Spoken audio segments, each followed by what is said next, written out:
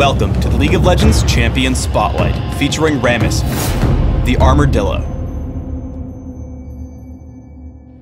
Rammus is a jungling tank. He employs exceptional map mobility and amazing single-target disables to lock down high-priority targets, ensuring kills for his team. Rammus's passive is Spiked Shell. A percentage of Rammus's armor is converted into bonus attack damage. Powerball causes Rammus to roll into a ball, continuously gaining bonus movement speed over a short time, but disabling his ability to land basic attacks. If Rammus collides with an enemy during Powerball, the effect ends, damaging and slowing surrounding enemies for a short time. I take Powerball at level 2 and leave it at rank 1 until I've maxed his other abilities. Defensive Ball Curl gives Rammus significantly increased armor and magic resist for a few seconds. Additionally, any enemy who attacks Rammus while in Defensive Ball Curl is damaged in return. Also, Defensive Ball Curl and Powerball are mutually exclusive.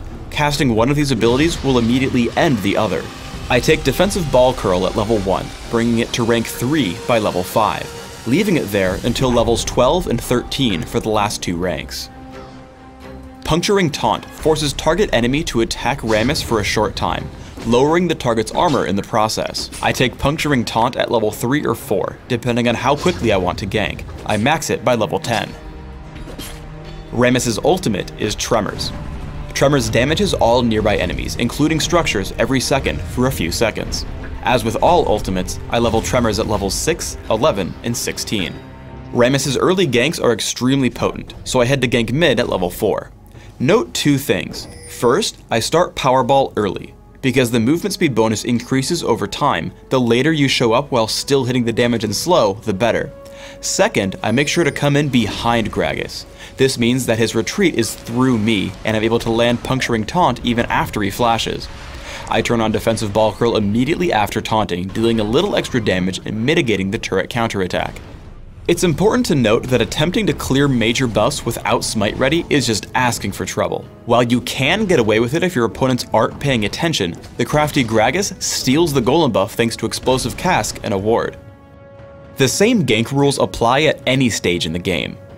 I wait in the wings until I see Gragas return to lane. I open with Powerball and get behind him, forcing him to collide with me with Body Slam.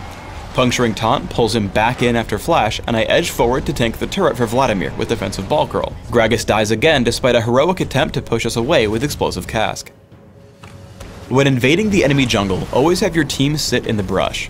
As Caitlyn walks up to their golem, she only sees Soraka.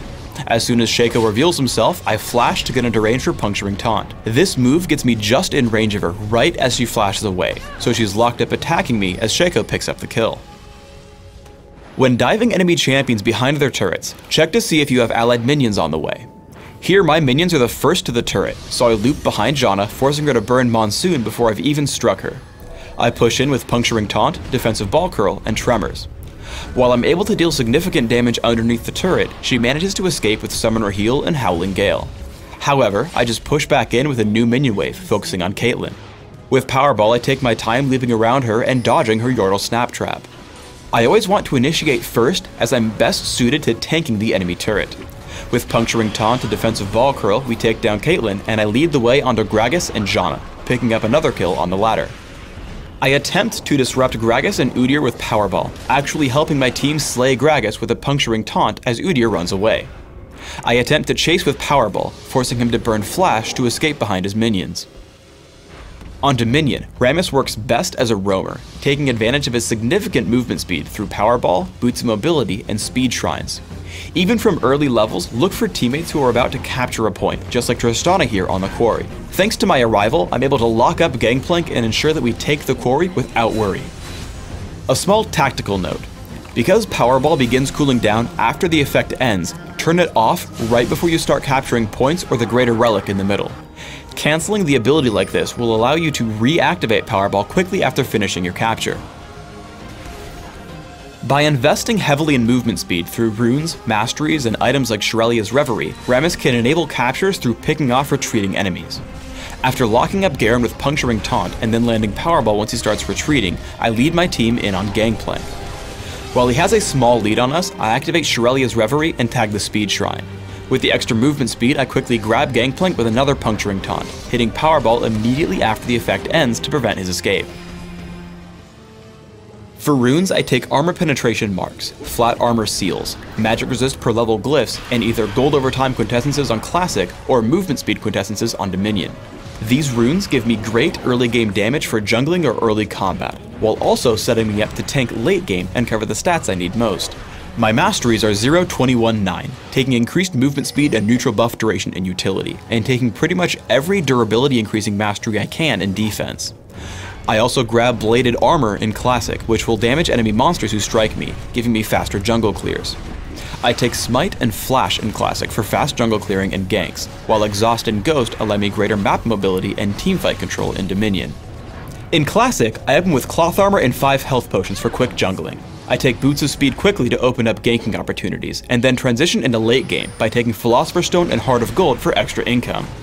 I take Aegis of the Legion to support my team and grab Ninja Tabby or Mercury Treads, depending on what damage type I fear the most. From there, I upgrade to Shirelia's Reverie and continue along the tank path. Sunfire Cape, Frozen Mallet, Force of Nature, and Randuin's Omen are all excellent choices.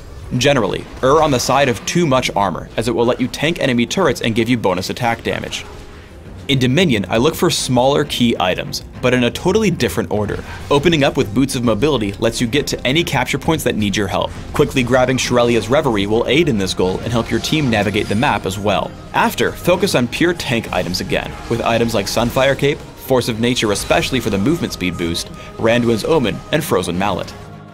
Thanks for tuning in to the Rammus Champion Spotlight. Please subscribe to the Riot Games YouTube channel above, and don't forget to thumbs us up just below the video.